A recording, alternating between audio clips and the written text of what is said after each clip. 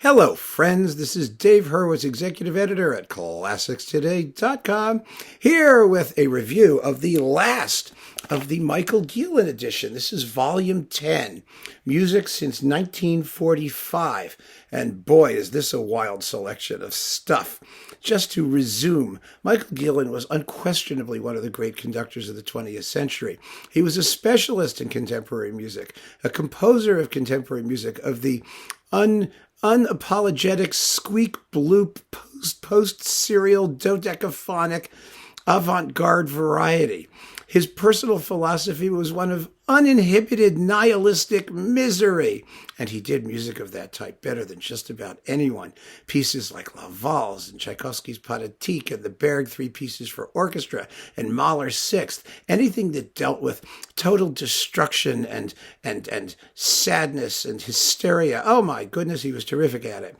And a lot of that is in here. Well, I mean, some of it is. And I just want to tell you what's in it and recommend that you hear it, because I have to say, he was quite selective in what he chose, and he knew what the best stuff was of that avant-garde or modern school. He really did, or a lot of the best stuff. He was always dedicated to doing the absolute max for the players and the performers, and to do his very best in performance. Some of the sonics are a little variable here. These are mostly live recordings or radio broadcast recordings, but they are quite special. So, on disc number 1, we have 6 discs. Bernhard Alois Zimmermann, yes, the Requiem for a Young Poet, one of his most famous pieces. And it's a gut-wrenching piece. It's part of that, post-war German sort of self-regarding, apocalyptic, it's all going to hell school of composers. And Zimmermann was a very, very good composer. He really was. He was not a strict post-Webern serialist type. He actually was rather eclectic. His music often consists of collage-like textures, and it's difficult, but it's very, very rewarding and emotionally quite immediate. It's quite wonderful. His opera, Die Soldaten, is also in that vein. So Zimmermann is someone who's worth hearing no matter what, and Gielen is an amazing exponent of that music. Disc 2, you get the Ligeti Requiem. Another major voice, a wonderful composer whose music is fascinating and completely free of what you might call routine. Ligeti wrote what he felt he needed to do. His style was his own. It went through many different phases over the course of his career. He's a fascinating voice and always worth hearing, in my opinion. And also, you get George Crumb's Star Child. George Crumb's largest masterpiece, the late George Crumb. It's a fabulous piece for, just amazing groups of people with like bell ringers and screaming choir, and it's fascinating.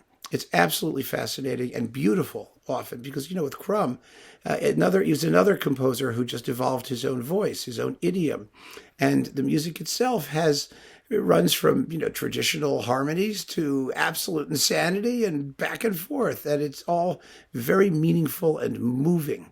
And Star Child is brilliant, just a brilliant work. So that's fun to have. Then we have a whole disc of a guy named Jorge Lopez from 1955. Lopez, it's a little bit hard to figure out what he's about. Lopez has 2 pieces here. These are world premieres. One called Breath, Hammer, and Lightning. It's 26 minutes. And Dome Peak for 82 players dispersed around the room. Somehow, somewhere, some way. And it's like crazy score. I actually have to tell you, they don't talk about the music in here at all. When they describe Lopez, what they talk about, this is quite amusing. I want to share this with you. You'll get a chuckle out of it, I guarantee. Let's see here.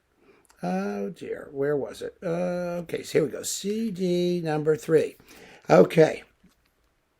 In his memoirs, Unbedingt Musik, Gielen says, I am happy that, apart from premiering important works, I was able to help especially one composer to stand on his own feet, the American Jorge Lopez, who was born on Cuba and lived in complete isolation and poverty in the mountains of the state of Washington in the northwest of the USA. He sent me a large-size score in Cincinnati when Gielen was the music director there that impressed me tremendously. It was Landscape with Martyrdom.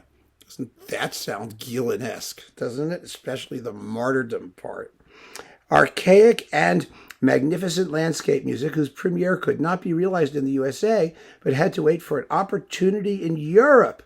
This soon opened up when Gielen got an engagement with the broadcasting corporation Südwestfunk and had access to the Donaueschingen Festival, where Lopez's work was premiered in 1987. So that put the music supposedly on the map. Gielen continued to be interested in Lopez's scores, whose huge formats, however, were each written with extreme precision and very slowly, a process lasting for years. Absolutely. I mean, here we go. Oh, you got Breath, Hammer, and Lightning can hardly be outdone as an orchestral work. I mean, it really can't. I mean, you can't imagine. It's hard to tell what parts are the breath and what parts are the hammer and what parts are the lightning, because it's all very quiet or very loud, sort of like Gia Cancelli sometimes gets, only far less organized and a lot noisier. And they talk about having the scores being like. It's so big that they had to find ways to suspend them and hang them and display them so that Gielen could play them. The music is you'll listen to it, you'll decide for yourself. Like I said, it's very soft, very loud. It's like avant-garde horror movie music, basically. I mean, that's what it does. But it's fun, it's interesting. And then we have Luigi Nono, his canonic variations, and his Carlos Scarga, Arquitecto, also Infiniti Possibility, for his infinite possibilities. And then No Hay Caminos, Hay que Caminar, Andrei Tarkovsky. And then Morton Feldman's Coptic Light. That's all on disc 4. Nono is another very, very interesting composer, well worth getting to know. Someone who was not wed to pre-established formulae, because you don't want formulae. And Feldman, as you know, I love. I've done a video about Feldman. I think his music is fascinating.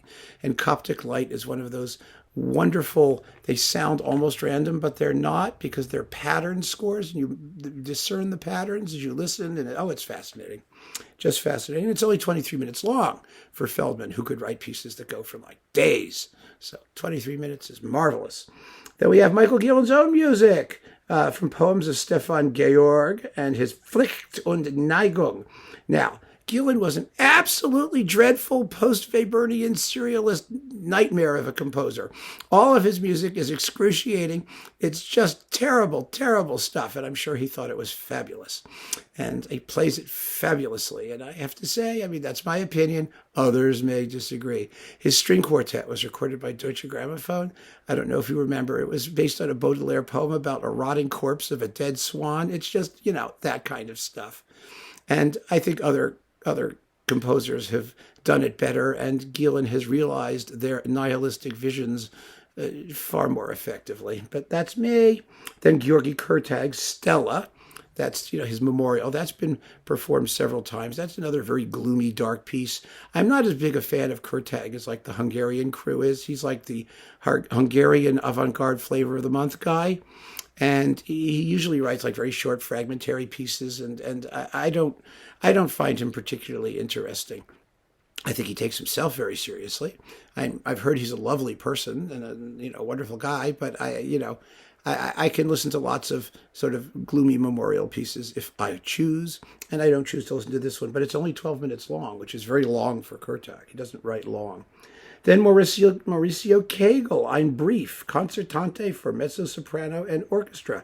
Only a lovely little 9-minute Lied der Lulu knockoff, more or less.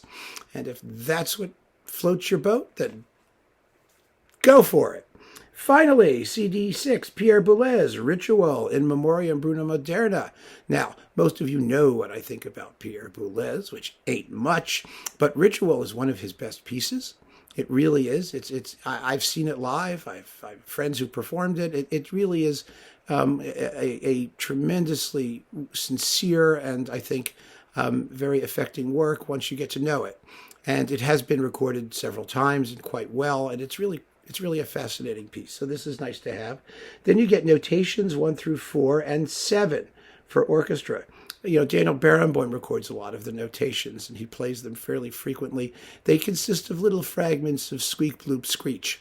And sometimes they go bloop, screech, squeak, and sometimes they go screech, bloop, squeak.